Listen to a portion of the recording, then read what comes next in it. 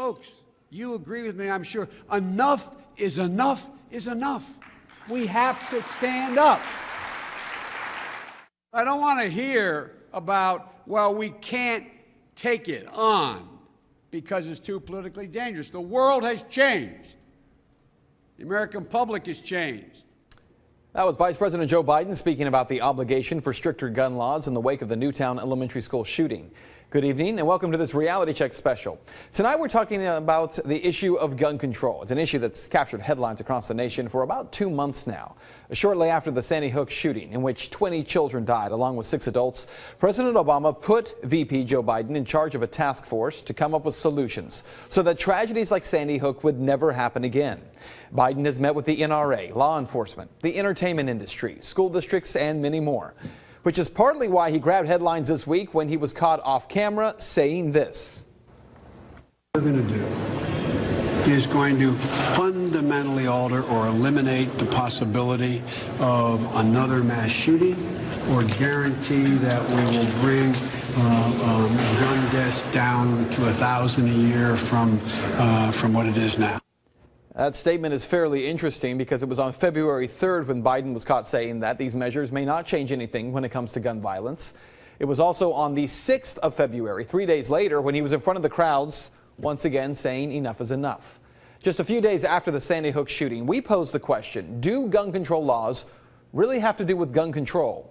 Here's a look back at that reality check. In the days after the Connecticut school shooting, there's been a lot of talk about the need for gun control laws to be more strict across the nation. And this is a highly charged issue. Some say stricter laws would protect the innocent, and others say it would do nothing but take guns away from law-abiding citizens. Tonight, we investigate the numbers in a reality check you won't see anywhere else.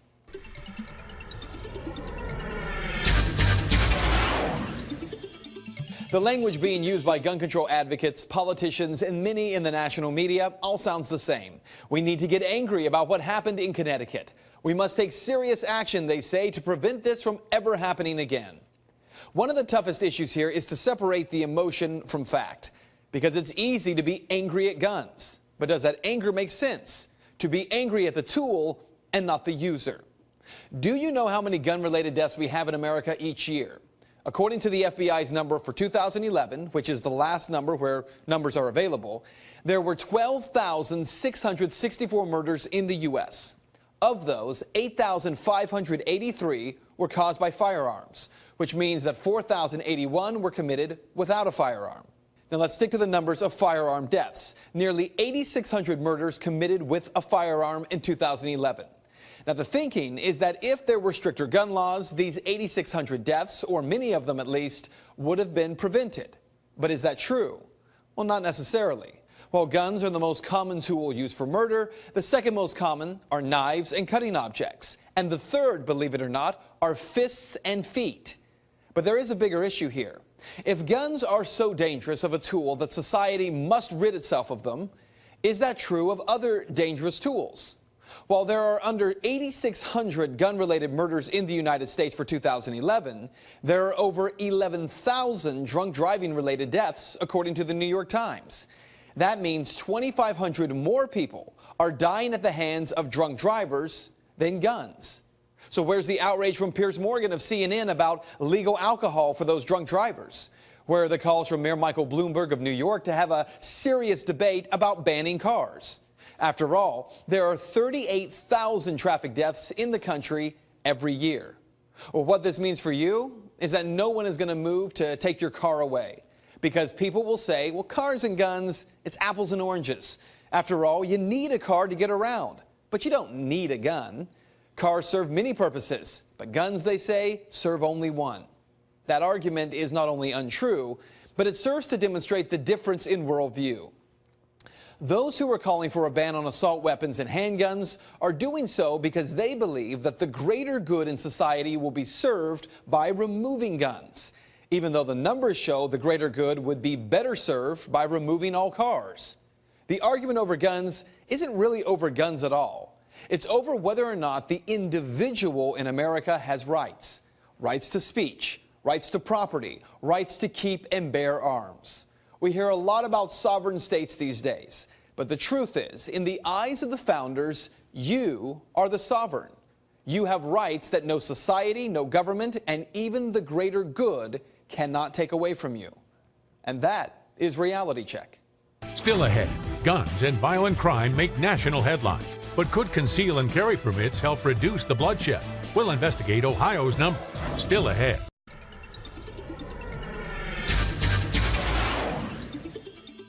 When people tell me that you can't prevent these kinds of occurrences, that doesn't mean we can't do something to, God forbid if it happens again, diminish the carnage. It matters. It matters. And that was Vice President Joe Biden making a pitch to Democrats in Congress. Biden attempting to rally lawmakers behind President Obama's gun violence proposals during a retreat Wednesday evening.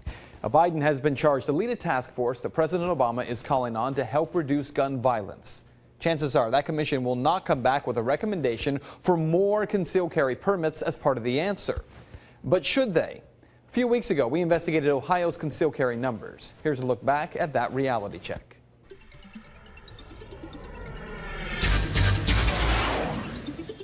The debate over gun control is not new, but there is newer data that may show a direct correlation between concealed carry weapons and a drop in crime. Let's talk about the state of Ohio. I looked up the numbers on crime statistics from 1960 to 2011. Now, these stats give raw numbers, but what is surprising in those numbers is that between 2003 and 2011, even though the population rises for the state of Ohio every year but one, crime is steadily on the decline. So why take the years 2003 to 2011? Because it was in April of 2004 when Ohio passed its concealed carry law. So back to the crime numbers. In 2003, the year before CCWs were issued, there were 526 murders in Ohio, compared to 479 in 2010 and 513 in 2011.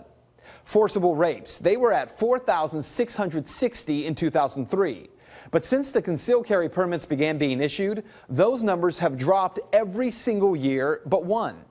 In 2011, there were 1,029 fewer rapes than in 2003. Aggravated robberies, well, those are also steadily on the decline. In 2003, 16,895 aggravated robberies. In 2011, 16,057. That's a difference of 838 aggravated robberies. Now, we could go on, but suffice to say, crime is down in every single category in Ohio except for one, burglary, where property is stolen from a home or a business. Now, what these stats do not say definitively is whether or not the concealed carry weapons are the reason for the drop. It is true the surge in permits issued does correlate to the drop in crime, and yet there's no way to know for sure what other factors could play a role. Okay, but even if concealed carry permits might be helping to lower crime, the president's task force is designed to prevent mass shooting tragedies. Can concealed weapons stop that? Well, maybe. A week ago, 22-year-old Jacob Tyler Roberts walked into the Clackamas Town Center Mall just outside of Portland, Oregon. Roberts was armed with an AR-15 rifle and he opened fire inside the mall. He killed 2 people and wounded a third before taking his own life. Now, what most of the media has not told you is why Roberts killed only 2 people before killing himself. Portland TV station KGW has reported that another 22-year-old was in the mall at the same time. Nick Mealy, who has a concealed carry permit, was nearby when Roberts opened fire. Mealy pulled his weapon. He aimed it at the shooter, but he didn't shoot the gunman because there were bystanders who could have been injured. He told this to the TV station, quote, "I'm not beating myself up because I didn't shoot him," said Mealy. "I know after he saw me, the last shot he fired was the one he used to kill himself." So what this means for you is that while the rise in concealed carry permits is increasing in Ohio, violent crime is not. And while media and politicians are demanding a serious debate on gun control, it is fair to ask, shouldn't a serious debate look at these kinds of numbers and ask whether more guns in the hands of responsible Americans is part of the answer? And that is Reality Check. Still ahead, the president has big plans for tighter gun control laws. But will they be enforced? Why some local sheriffs won't be following presidential orders. Still ahead.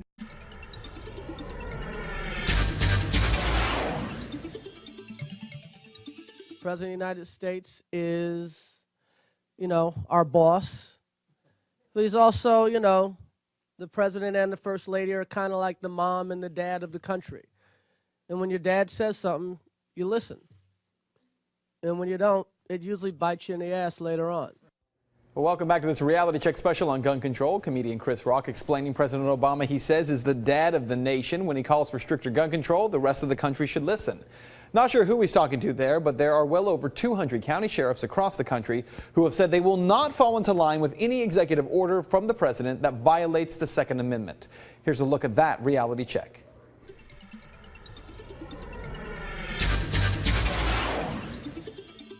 Well, there is one group of law enforcement who have been very vocal about the president's calls for tighter gun control laws, along with his 23 executive directives signed about 2 weeks ago. That group of law enforcement, county sheriffs from across the country. In fact, there are now 228 county sheriffs across the nation and a number of sheriff associations that have come out vowing to defend the Constitution. In order to do that, they say they will not enforce any federal law that violates the Second Amendment rights of the people in their counties. That list includes sheriffs from Washington, Alabama, Utah, New Mexico, Texas, Florida, California, Kentucky, Ohio, just to name a few. In fact, it is a sheriff from Kentucky who says he was the first to make this stand that seems to have rapidly spread across the nation. He is Sheriff Denny Payman from Jackson County, Kentucky, and he spoke with me by phone. Signed a letter. I was actually the first sheriff to make a stand, and about 3 days later is when our Oregon sheriff did, and then some others followed with that. The way it's been kind of displayed is these are suggestions that we'll talk about, but then it's all of a sudden gone to, no, these are what we're going to enforce. Well, they're not going to be enforced here. Now, we went through that list of President Obama's 23 executive orders on guns, and the reality is most of them are simply memos to federal agencies about giving instruction, which, in fairness, is exactly what an executive order is supposed to consist of. From what we can tell, the list of 23 does not really include any new laws on guns via executive order, which is what Sheriff Payman says he is looking out for. This is my feeling, okay, and I believe I'm on the right track. Is what they're doing. They're trying to find a soft spot. They're trying to crack the door. Okay, well, if they'll accept that, let's chip away at that amendment a little bit. I know the people of my county well enough.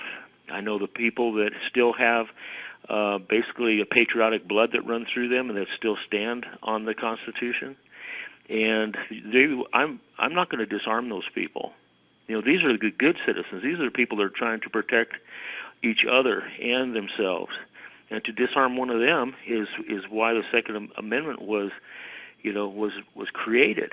But to have the federal people don't have business in here doing that. They cannot walk in and disarm people in Jackson County. So what this means for you, for those of you in Ohio and Kentucky, 2 county sheriffs have made this commitment in Ohio, 6 in Kentucky. That includes the sheriffs of Boone, Kenton, and Claremont counties. Sheriff Payman says the reason for the pledge is simple. At the end of the day, the sheriff says it is his oath of office to protect the people of his county. And he says that happens in part by protecting the constitutional rights of the people living in his county. And that is Reality Check. Still ahead, the battle over gun control continues to heat up. The Second Amendment explained. And why do you need to own an AR-15? Still ahead.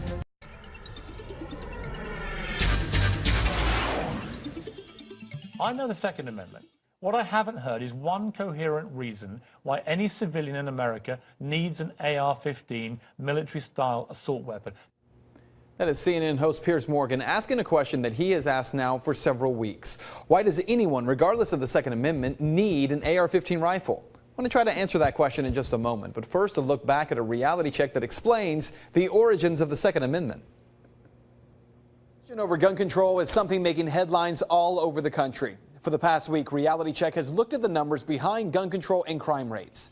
But tonight, we're looking at the Second Amendment, the intention behind it, and what the founders might think about the gun debate today. This is a Reality Check you won't see anywhere else.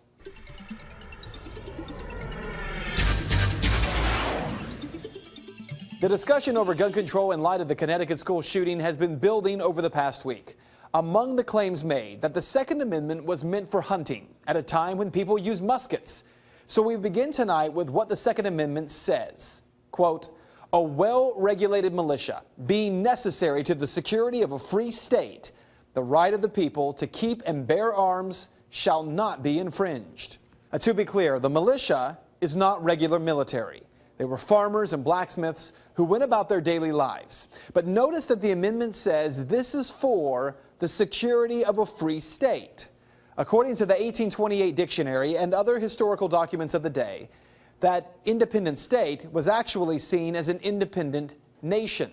So it's important to understand that the Second Amendment was not about guaranteeing the right to a musket. It was about citizens of a sovereign state matching force with military. I talked with attorney Don Moore about this. From a legal standpoint, and the way I was taught in law school, essentially, the purpose of that amendment was to allow us to defend our country and to defend ourselves against our country. You see, this is where American history becomes very politically incorrect, because the Second Amendment was not drafted for hunting or just self-defense from an attacker. The Second Amendment was put in place to guarantee the rights of the individual to be equally armed as military, both foreign and domestic, in the event that the citizenry might actually at some point have to fight their own government. Specifically, the purpose of the amendment was to have an armed society. Several examples in the 20th century where governments have perpetrated evil against its citizenry, some probably even in this century, 21st century. And it's very difficult to do that to an armed populace. To an unarmed populace, you can round them up, you can put them in ghettos, you can execute them, you can do all kinds of things when they're not armed. So what this means for you, it's again a very controversial subject, but if we're going to have a debate about what rights are actually guaranteed under the Constitution, then we need to have an honest debate about what the founders were attempting to guarantee.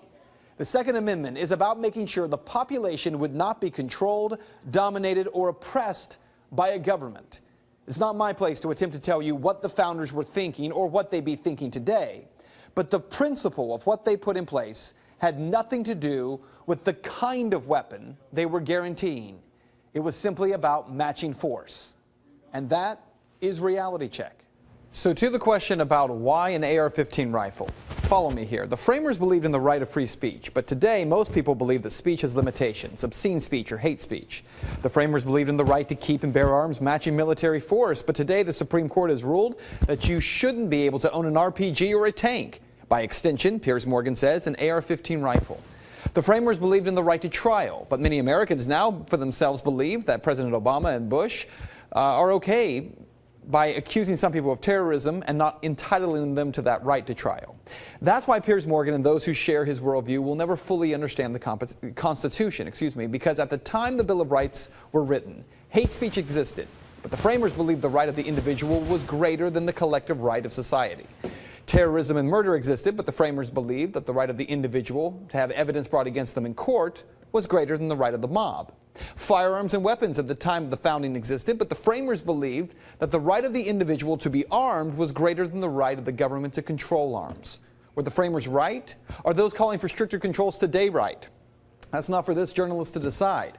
But until we accept there is a fundamental difference in worldview, both sides of this argument will continue to bang their heads against the wall. Thanks for being with us tonight. Have a great night. We'll see you back here next week.